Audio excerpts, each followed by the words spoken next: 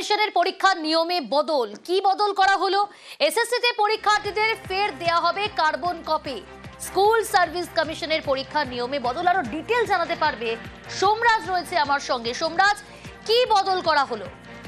দেখো, নবম, দশম ও একাদশ দ্বাদশের নতুন নিয়োগের যে বিজ্ঞপ্তি, সেই বিজ্ঞপ্তির জন্য নিয়োগ বিধি প্রস্তুত করতে হয়। সেই নিয়োগ বিধি ইতিমধ্যেই চূড়ান্ত হয়েছে বলে সূত্র মারফত জানা যাচ্ছে, এবং সেখানে যেটা দেখা যাচ্ছে যে ওএমআর শিট সংরক্ষণের সময়সীমা অনেকটাই বাড়ানো হচ্ছে।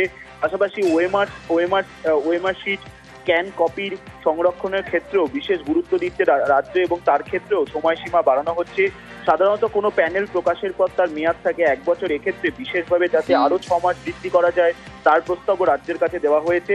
ইন্টারভিউ ব্যবস্থার ক্ষেত্রেও বেশ কিছু পরিবর্তন আনা হচ্ছে, এবং এই নিয়োগ বিধি রাজ্য মন্ত্রিসভার বৈঠকে অনুমোদন হওয়ার জন্য অপেক্ষা করছে স্কুল সার্ভিস কমিশন। তুমি জানো, সুপ্রিম কোর্টের নির্দেশ রয়েছে 31শে মের মধ্যে নিয়োগের বিজ্ঞাপন দিতে হবে, তাই তার আগেই তৎপরতা শুরু করলো রাজ্য স্কুল শিক্ষা দপ্তর।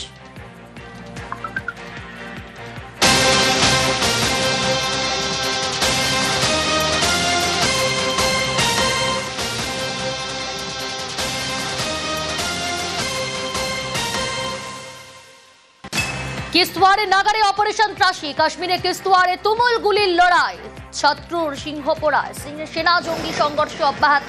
কিস্তওয়াড়ে 4 জঙ্গিকে ঘিরেছে সেনা পুলিশ।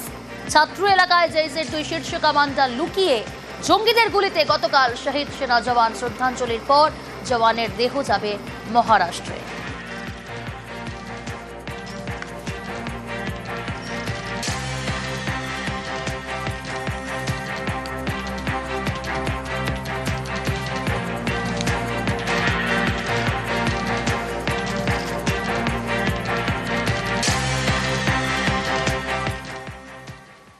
বেহায়া পাকিস্তান, মার খেয়েও আস্ফালন পাকিস্তানের। কেন বলছি?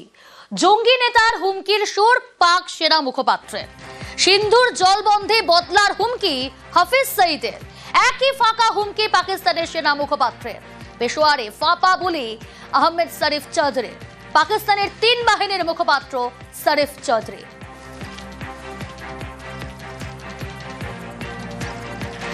तुम हमारा पानी बंद कर दोगे, हम तुम्हारा सांस बंद कर देंगे। आगे एक ही सुरे बदलार फांका हुमकी हाफिज सईদের। শুনুন।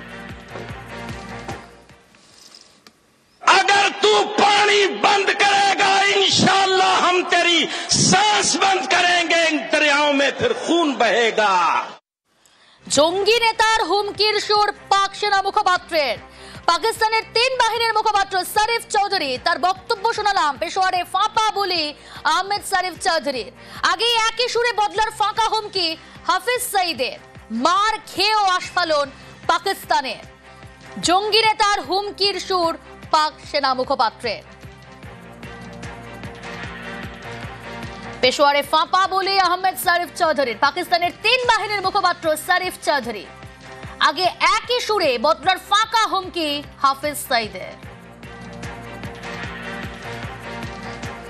সিন্ধুর জলবন্ধ নিয়ে গতকাল প্রধানমন্ত্রী নরেন্দ্র মোদী কি বলেছিলেন শুনবো।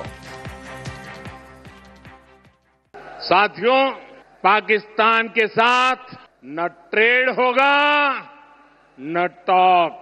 अगर बात होगी तो सिर्फ पाकिस्तान के कब्जे वाले कश्मीर की, पीओके की।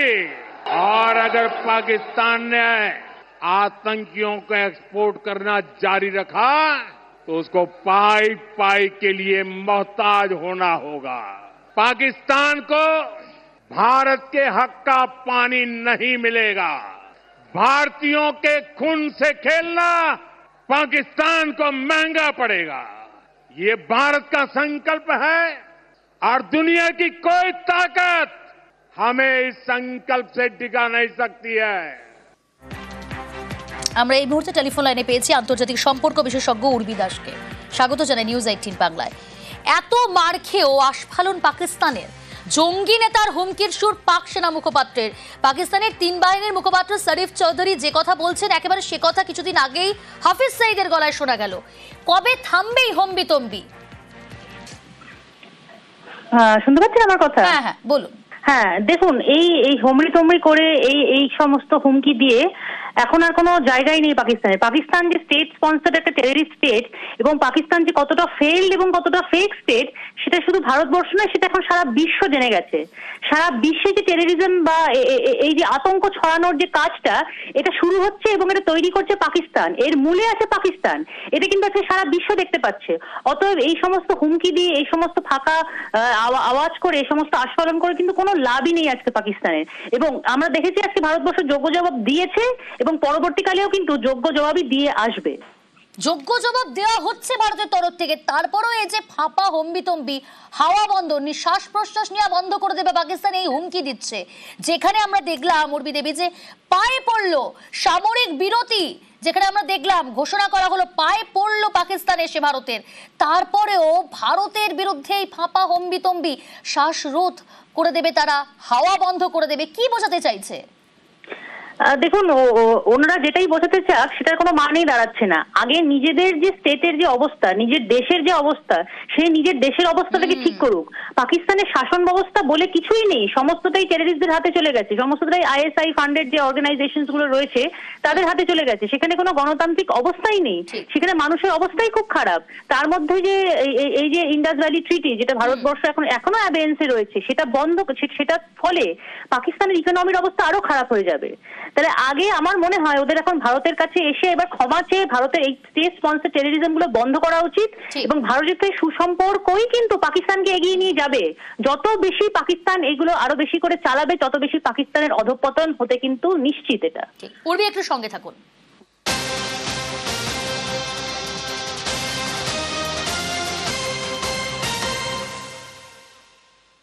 এদিকে বারাণসী ও দিল্লিতে আইএসআই জাল, ইউপি এটিএস এর জালে 2 পাক স্পাই। দিল্লি থেকে গ্রেফতার মোহাম্মদ হারুন, বারাণসী থেকে গ্রেফতার মোহাম্মদ তুফেল। আমাদের সঙ্গে রয়েছে আন্তর্জাতিক সম্পর্ক বিশেষজ্ঞ উর্মি দাস। একটা বিষয় একটু বোঝার চেষ্টা করবো, এই যে মিশন মির্জাফর, তারপরে দেখা যাচ্ছে বিভিন্ন জায়গায় পাক চরেরা অ্যারেস্ট হচ্ছে, কিন্তু একটা বিষয় তো স্পষ্ট যে গোটা দেশব্যাপী তাহলে এই পাকিস্তানের চররা ছড়িয়ে ছিটিয়ে রয়েছে। হ্যাঁ, সেটা তো আমরা আজকে দেখতেই পাচ্ছি যে পাকিস্তানের চরেরা গোটা দেশে ছড়িয়ে ছিটিয়ে রয়েছে। এবং এখন যে স্ট্যান্ডটা ইন্ডিয়া গভর্নমেন্ট নিয়েছে বা যে মানুষেরা নিয়েছেন, যে খুঁজে খুঁজে যেখানেই থাকুক তারা, এবং তাদেরকে খুঁজে খুঁজে বের করে তাদেরকে কিন্তু শাস্তি দিতে হবে এবং তারা কি কি ইনফরমেশন পাচার করেছে সেটা কিন্তু তাদের থেকে বের করতে হবে।